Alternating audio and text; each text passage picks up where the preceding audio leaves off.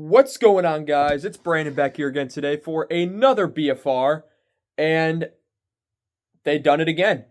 Game 19 versus the Calgary Flames, a 7:30 game on November 18th.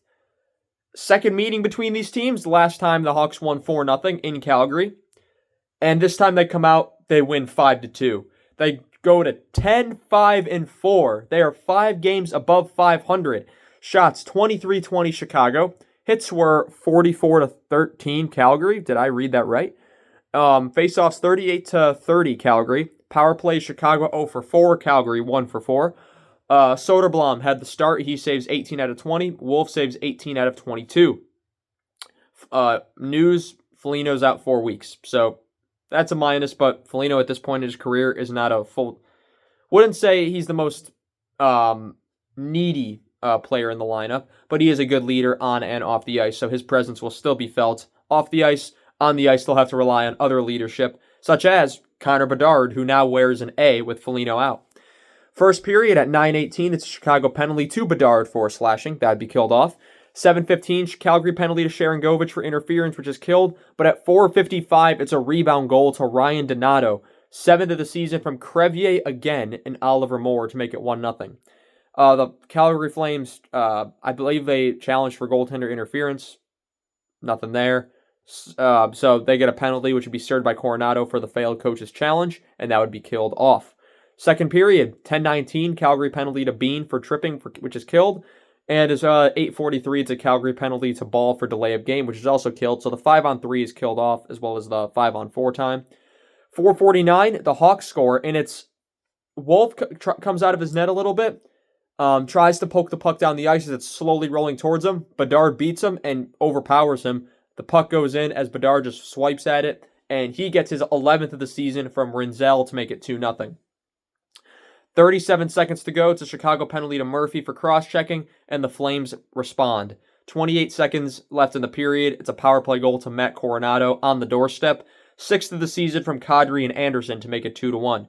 We go to the third, where 16:58, Calgary ties it and gets me worried. Rasmus Anderson, 4th of the season from Backlund and Klapka to make it 2-2. And then stuff starts to get weird. Nazar has a break that he couldn't get the shot off on. Coronado hits Bedard after the whistle, and the Hawks kind of go after him. 15:03, the Hawks respond with a goal of their own. It's Connor Bedard with his 2nd of the game from his 12th of the season from Green and Burakovsky to make it 3-2. Green really establishing himself on that top line. He's played pretty well up there. 11:10, Chicago penalty to Kaiser for delay of game, which is killed. And following that, Klapka has a hit on Murphy that's high, but Murphy's also low. I thought Klapka left his feet a bit to make the hit, which was a bit alarming since he's 6'8". But overall, Pang and seemed to think it was a good hit, so that's fine.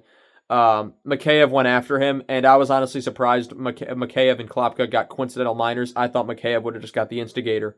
So at 9:12, it's a penalty to Mikheyev and Klapka, both for roughing. Calgary kind of gets screwed over on that one.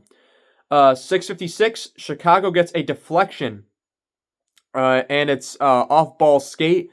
Oliver Moore's racing for the puck, and ball skate redirects it in. It was going in, and then they try to clear it and bounces right off ball skate back into the net. So Oliver Moore with his 2nd of the season from Nazar to make it 4-2.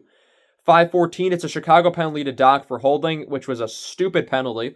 And he's looking around like, well, what did I do? I didn't do nothing. I'm like, Doc, that was the most clear penalty from across the side of the earth. But moving on, Mikheyev has a shorthanded break, which would be saved. There's a scramble in front of Soderblom.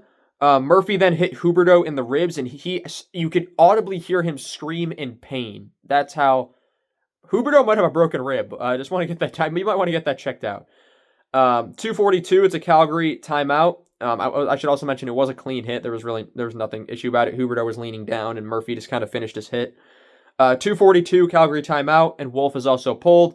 And then with 41 seconds to go, they were trying to do it, and they did it. An empty net goal for Connor Bedard, 13th of the season, unassisted, 13 goals in 19 games. 2nd career hat trick, 2nd hat trick of the season. And then there's a brawl to end it. So what a way to end it. The Hawks are now 5 games above 500. Now they have to go on a back-to-back. They play Seattle at home on Thursday, and then they have Buffalo in Buffalo on Friday. I'm worried about the Seattle game, considering how the last one in Seattle went. I'm worried about the Buffalo game because the Hawks never play well against Buffalo since Tays and Kane left, even before the end of that. They haven't played well against Buffalo, I'd say, since about 2018. That's probably the last time they played well against Buffalo. But beside that, thank you guys so much for watching this video. I want to thank you all. And the Hawks are on a run here. They're on a pretty damn good run. And I'll see you guys in the next one. Have a good one.